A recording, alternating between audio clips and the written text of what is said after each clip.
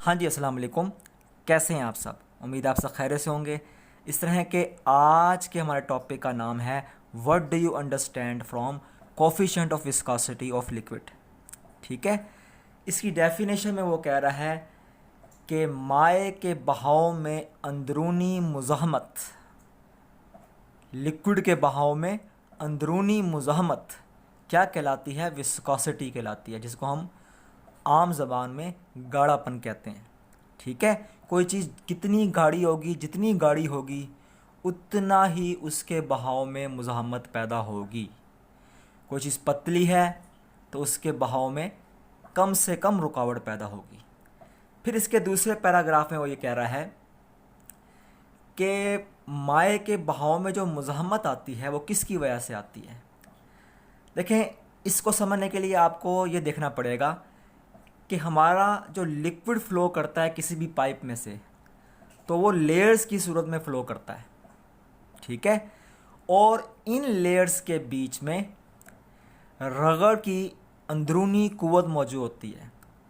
ये लेयर्स आपस में रगड़ खा रही होती हैं, जिसकी वजह से माए के बहाव में रुकावट पैदा होती है। ठीक है, फिर वो आपको ये बताने की कोशिश कर रहा है कि देखें, ग्लिसरीन और शहद, हनी, ये बहुत स्लोली फ़्लो करते हैं, बहुत स्लोली जो है मूव करते हैं, इनका बहाव बहुत स्लो होता है। क्या वजह है कि इनका बहाव स्लो होता है? उसकी वजह यह है कि इनका गाढ़ापन ज़्यादा है, इनकी विस्कोसिटी ज़्यादा है। किसी चीज़ की विस्कोसिटी ज़्यादा होगी तो उसके उस माए के बहाव में रुकावट भी उतनी ही ज़्यादा होगी। ठीक है, लेकिन देखें, ईथर और वाटर, इनकी विस्कोसिटी कम है तो ये तेज़ी से फ़्लो कर जाएंगे, क्योंकि इनका गाढ़ापन कम है।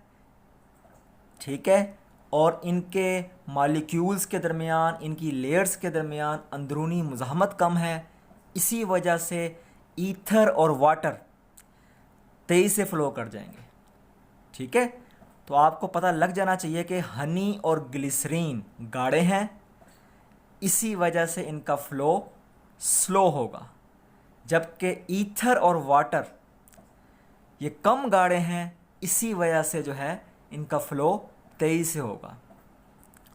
फिर देखें, आपने एक जो है लिक्विड का फ़्लो का केस लेना है कि हमारा लिक्विड फ़्लो कर रहा है।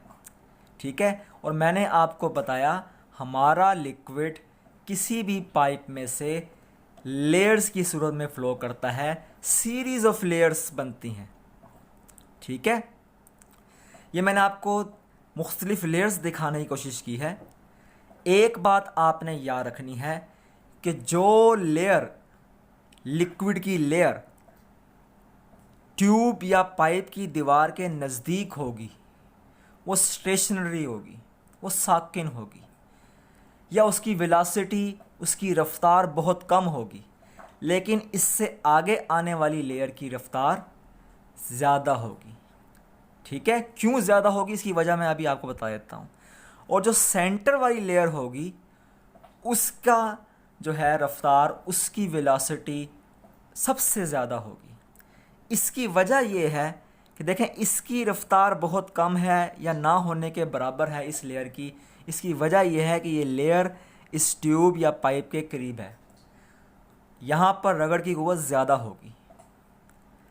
ठीक है, फ्रिक्शन की फ़ोर्स ज़्यादा होगी। फ्रिक्शन की फ़ोर्स ज़्यादा होने की वजह से ये लेयर या तो स्टेशनरी होगी या फिर जो है ये कम वेलोसिटी के साथ मूव कर रही होगी। लेकिन जैसे जैसे हम आगे आते जाएंगे लेयर्स की रफ़्तार बढ़ती जाएगी और सेंटर वाली लेयर की रफ़्तार सबसे ज़्यादा होगी। ठीक है, तो कहता है कि हर लेयर दूसरी लेयर पर एक फ्रिक्शन की फ़ोर्स लगाती है। ये लेयर इस पे लगा रही होगी फ्रिक्शन की फ़ोर्स, और ये वाली लेयर इस लेयर पर जो है फ्रिक्शन की फ़ोर्स लगा रही होगी, एक ड्रैग की फ़ोर्स लगा रही होगी। ये कोशिश ये कर रही होगी कि ये लेयर आगे ना जाए, मतलब इसको धकेल रही होगी इस लिहाज से कि ये लिक्विड आगे की तरफ मूव ना करे। ठीक है, तो हर लेयर दूसरी लेयर पर एक रेजिस्टिव फोर्स लगाती है। ठीक है, जिसकी वजह से रेजिस्टेंस फ्लो, जो हमारा जो लिक्विड के बहाव में जो है वो मुज़ाहमत पैदा होती है, और लिक्विड के बहाव में मुज़ाहमत क्या कहलाती है? विस्कोसिटी कहलाती है। अब हम एक केस फ़र्ज़ कर लेते हैं कि हमारे पास दो बिल्कुल एडजेसेंट लेयर्स हैं जिसको हमने dx फासले से सेपरेट कर दिया है, मतलब उनके दरमियान जो फासला है वो dx है। dx का जो टर्म है ये चेंज के लिए इस्तेमाल होता है कि मतलब इन दोनों के दरमियान कोई फासला है, फासले में कोई तब्दीली है या डिस्टेंस में कोई तब्दीली है, ठीक है। बहरहाल आपने इसको क्या समझना है कि ये क्या है? दो लेयर्स का दरमियानी फासला है, ठीक है। dx को आपने ये समझ लेना है।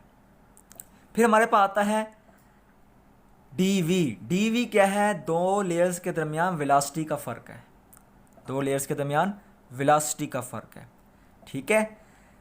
देखें, मैंने आपको बताया था कि जो लेयर इस ट्यूब या पाइप के करीब होगी, ठीक है, ये पाइप चूँकि अंदर से खुरदरी होती है, खुरदरी होने की वजह से इस पर रगड़ की फ़ोर्स लगा रही होगी, और ये जो है इस लेयर की रफ़्तार स्लो होगी। तो इसकी रफ़्तार स्लो है, इसकी रफ़्तार ज़्यादा है, तो वेलोसिटी में फ़र्क आ जाएगा, वेलोसिटी में फ़र्क आ जाएगा। तो मैंने आपको dx ही बता दिया। dx क्या है? दो लेयर्स का दरमियानी फासला है, और dv क्या है? दो लेयर्स की वेलोसिटी के दरमियान फ़र्क है, ठीक है। फिर जो हमारे पास फोर्स ऑफ फ्रिक्शन होती है, जितना ज़्यादा इन लेयर्स का एरिया होगा, जितनी ज़्यादा ये जगह घेर रही होंगी, उतनी ही रगड़ की फ़ोर्स लग रही होगी, ठीक है, इन पर उतनी ही रगड़ की फ़ोर्स लग रही होगी। और जितना ज़्यादा इनकी वेलोसिटी में फ़र्क होगा, जितना ज़्यादा इनकी वेलोसिटी में फ़र्क होगा, जिसे हमने dv से ज़ाया कर दिया है, उतनी ही ज़्यादा फोर्स ऑफ फ्रिक्शन होगी, मतलब रगड़ की क़ुव्वत उतनी ज़्यादा होगी, माए के बहाव में रुकावट उतनी ही ज़्यादा होगी, ठीक है। फोर्स ऑफ फ्रिक्शन का मतलब होता है कि माए के बहाव में रुकावट ज़्यादा होगी, फोर्स ऑफ फ्रिक्शन का मतलब ये है, ठीक है। फिर हमारे पास है dx। dx के बारे में वो कह रहा है कि dx जो है वो इन्वर्सली प्रोपोर्शनल है, a डायरेक्टली प्रोपोर्शनल है f के, dv डायरेक्टली प्रोपोर्शनल है f के, जो कि फोर्स ऑफ फ्रिक्शन कहलाती है, और dx जो है इन्वर्सली प्रोपोर्शनल है किसके? वो है हमारे फोर्स ऑफ फ्रिक्शन के। dx क्या है? दो हमारे पास लेयर्स का दरमियानी फासला, ठीक है। dx जो है हमारे पास, ये जितना कम होगा फोर्स ऑफ फ्रिक्शन ज़्यादा होगी। आप खुद सोच लें कि अगर दो लेयर एक दूसरे के करीब करीब आ जाएं तो रगड़ ज़्यादा लगा रही होंगी ना दूसरे पर, तो हम तो यही चाहते हैं कि ये लेयर दूसरे से दूर दूर हो जाएं।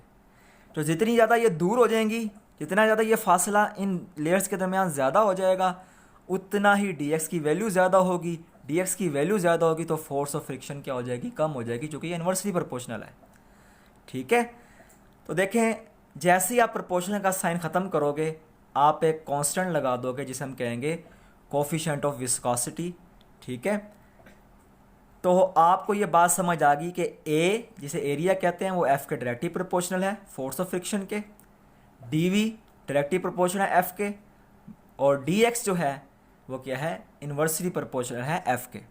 वो कहता है dv ओवर dx ये क्या है? वेलोसिटी ग्रेडियंट है, ठीक है।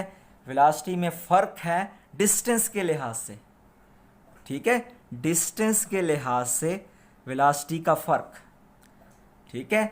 ये फासला जितना कम होगा वेलोसिटी उतनी कम होगी, क्योंकि रगड़ की क़ुव्वत ज़्यादा लग रही होगी, ठीक है। ये फासला जितना ज़्यादा होगा लेयर्स के दरमियान, तो हमारी वेलोसिटी उतनी ज़्यादा होगी, वेलोसिटी लेयर्स की उतनी ही ज़्यादा होगी, रेजिस्टेंस की फ़ोर्स कम से कम होगी। तो ये velocity gradient dv over ds को हम कहते हैं वेलोसिटी ग्रेडियंट, और ये आपके डेरिवेटिव पोर्शन का हिस्सा है, जो कि फिजिक्स केमिस्ट्री में आप डेरिवेटिव बहुत डिटेल से आगे जाके पढ़ेंगे। n इसमें प्रोपोर्शनलिटी कांस्टेंट है, जिसे हम कोफिशिएंट ऑफ विस्कोसिटी कहते हैं या सिंपल विस्कोसिटी कहते हैं, ठीक है। यहाँ पे आपने क्रॉस मल्टीप्लिकेशन करनी है सिर्फ, ठीक है। काम ये करना है कि ए को एफ के नीचे ले जाना है, डी एक्स ऊपर आ जाएगा, डी वी नीचे आ जाएगा, हमारे पास ये इक्वेशन आ जाएगी। ठीक है, तो कहता है कि जी यहाँ पे जो ये हमारे पास न्यू का साइन है या म्यू का साइन है, ठीक है, ये क्या कहलाता है? ऐसे में कहलाता तो हमें जो है प्रोपोर्शनलिटी कांस्टेंट है या फिर कोफिशिएंट ऑफ विस्कोसिटी हम इसे कहते हैं। मगर इसकी डेफिनेशन आप कैसे करोगे? इसकी डेफिनेशन आप ऐसे करोगे, the force of resistance per unit area, इकाई रकबे पर लगने वाली मुज़ाहमती कुव्वत। ठीक है, इकाई रकबा मतलब 1 सेंटीमीटर भी लिक्विड का एरिया हो सकता है, 1 मीटर स्क्वायर भी एरिया हो सकता है लिक्विड का। ठीक है, उस पर लगने वाली मुज़ाहमती कुव्वत वो क्या कहलाती है? कोफिशिएंट ऑफ विस्कोसिटी कहलाती है। और मुज़ाहमती कुव्वत जितनी ज़्यादा होगी, गाढ़ापन उतना ज़्यादा होगा, माया कम रफ्तार से फ्लो करेगा। ठीक है, which will maintain unit velocity difference between 2 layers of the liquid at a unit distance from each other. अगर इन दोनों के दरमियान फ़र्ज कर लिया 1 सेंटीमीटर का फासला है, तो वेलोसिटी में भी 1 सेंटीमीटर पर सेकंड का ही फ़र्क आएगा। ठीक है, अगर इन दोनों लेयर्स के दरमियान 1 मीटर का फासला है, अब मैं सेंटीमीटर की बात नहीं कर रहा, मैं 1 मीटर की बात कर रहा हूँ, यूनिटी की बात कर रहा हूँ। ठीक है, तो क्या होगा यहाँ पर? अगर फासला 1 मीटर है इन 2 लेयर्स के दरमियान, तो वेलोसिटी में फ़र्क भी 1 मीटर पर सेकंड का ही होगा, यूनिटी का ही फ़र्क होगा। ठीक है, और वो कहता है कि जी इसका यूनिट जो है ना कोफिशिएंट ऑफ विस्कोसिटी का, वो है किलोग्राम पर मीटर पर सेकंड, जिसको हम दूसरे लफ्ज़ों में क्या कहते हैं? सेंटीपोइस कहते हैं। ये मैंने आपको प्रूव करके दिखाया इसका यूनिट। ठीक है, फोर्स का यूनिट न्यूटन होता है, एरिया का यूनिट होता है मीटर स्क्वायर, डी एक्स को हम मीटर में नाप लेंगे, वेलोसिटी मीटर पर सेकंड होती है, तो मैंने इसको मीटर पर सेकंड को ऐसे लिख दिया उल्टा के मैथ के मुताबिक। ठीक है, न्यूटन बराबर होता है, ये वाला मीटर आपने मीटर से काट देना है, पीछे मेरे पास न्यूटन बचेगा, न्यूटन की जगह आपने उसका यूनिट लिख देना है kilogram metre over second square.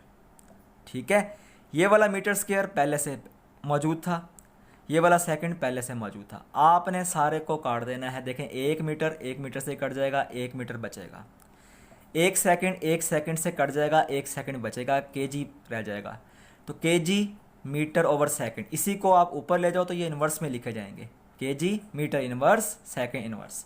तो ये है इसका कंसेप्ट।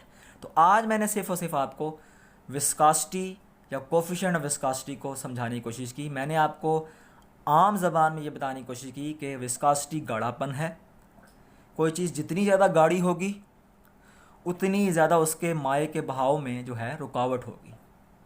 माये के बहाव में रुकावट किस वजह से आती है? रगड़ की फोर्स की वजह से आती है, चूँकि माया लिक्विड जो है तहों की सूरत में मूव करता है, लेयर्स की सूरत में मूव करता है, और ये लेयर एक दूसरे के ऊपर रगड़ की कुव्वत लगा रही होती हैं, और रगड़ की कुव्वत लगाने की वजह से एक दूसरे को आगे मूव करने से रोक रही होती हैं। तो आई थिंक ये कंसेप्ट आपको समझ आ चुका होगा। आपने इस वीडियो को 1 बार नहीं, 2 बार नहीं, बार बार देखें ताकि आपको इसकी कंसेप्ट समझ आ जाए। बहुत इजी कंसेप्ट है, तो आई थिंक आपको समझ आ चुका होगा। बहुत बहुत शुक्रिया आपका।